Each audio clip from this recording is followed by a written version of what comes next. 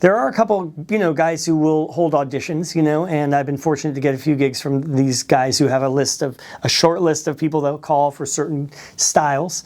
But generally, unfortunately, it's all a matter of going out, going to gigs. If there's a bass player or a guitarist or someone you really admire and want to play with, go wherever they're playing and be around and get in front of them and hopefully meet them.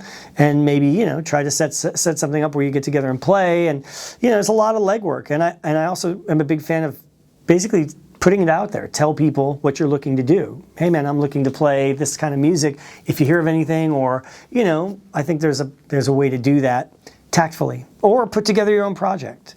Or if you're a drummer, another great thing I recommend is if you're a drummer and you move to LA, or anyone, get lessons with a drummer you admire.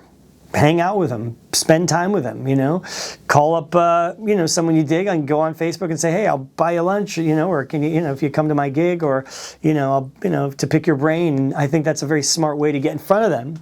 And if they can hear you play, and if you can actually play well, you never know, you might get a gig out of it. I've recommended a ton of drummers to gigs that have turned out to kind of help move them into a drumming career, because they had initiative and they invited me out to a show, and maybe, they did it, they were very professional, and so I could tell that they meant business, and saw them play and said, wow, this guy's pretty good. A gig came in I couldn't do. I recommended them, and I think that's a very healthy way of getting work,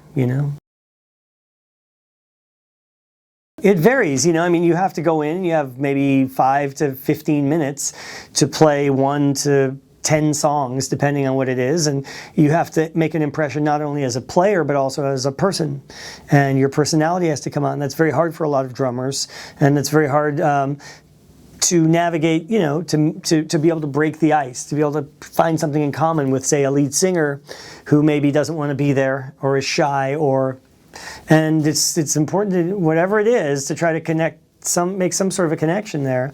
There's a trick to that. I think there's a trick to the preparation, how you prepare. I think it varies who's going to be in the room. It could be a manager, it could be the whole band, it could be full production with lights, it could be you playing on someone else's rental kit or someone else's drum set, or you bringing yours in. There's so many variables. Like I said, that's a whole interview in itself. But yeah, it's an art form for sure, the art of auditioning.